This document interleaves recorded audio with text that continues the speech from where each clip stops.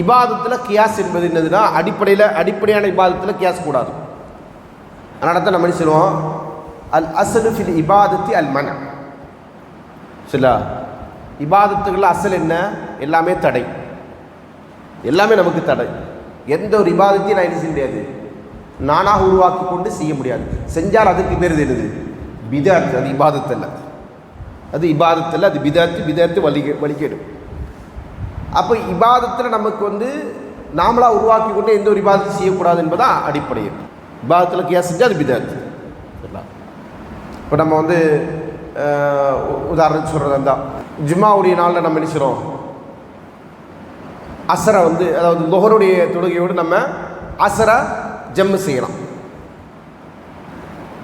லொஹரோட அசரை ஜம்மு செய்யலாம். அது என்னது? சுசலமுடி வழிகாட்டு. ஒருத்தர் பயணம் போகிறாரு, ட்ராவல் இருக்கிறாரு. அப்போ அந்த காரணத்தினால அவர் என்ன செய்கிறாரு, லொஹர் தொழுது விட்டு அப்படியே அசர் தொழுது கிளம்பி போயிடலாம் இல்லையா? ரசூலுல்லாஹி ஜுமாவோடு என்ன செஞ்சதில்லை, ஜம்மு செஞ்சது கிடையாது. ஜுமாவோடு அசரை ஜம்மு செஞ்சது கிடையாது. அதான் லொஹரோட செஞ்சுருக்காங்களே அப்படின்னு சொல்லலாமா? அதான் கியாஸ். செய்யக்கூடாது. அப்போ பயணத்தில் இருந்தால் என்ன செய்யறது? அசர் வக்தில் தொழுது. பயணம் என்பது அடிப்படையில் உங்களுக்கு அது சலுகை உண்டு. என்ன சலுகை? சுருக்கி தொழுகிறா, 2 ரக்காத் தொழுதா போதும் பயணத்தில் இருக்கிற அடிப்படையில் அப்படின்ற சலுகை இருக்குது. ஆனால் என்ன செய்ய முடியாது, நம்ம ஜும்மாவோடு ஜம்மு செய்யக்கூடாது. ஏன்? ஜும்மாவோட ரசூலா ஜம்மு செஞ்சு காட்டலை. ஜும்மாவோட ரசூலா ஜம்மு செஞ்சு காட்டலை, அதான் காரணம். புரியுதுங்களா?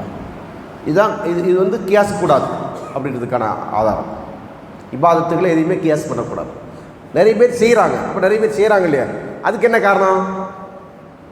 ரசூலுல்லாஹி தான் லொஹரோட அசரை ஜம்மு செய்யலாம் சொன்னாங்களே அப்படின்னு சொல்லி தான் என்ன செய்கிறாங்க, ஜும்மாவுடைய நாள் அதை செய்வாங்க. ஜும்மாவும் லொஹர் ஒன்றா கிடையாது. புரியலாம்?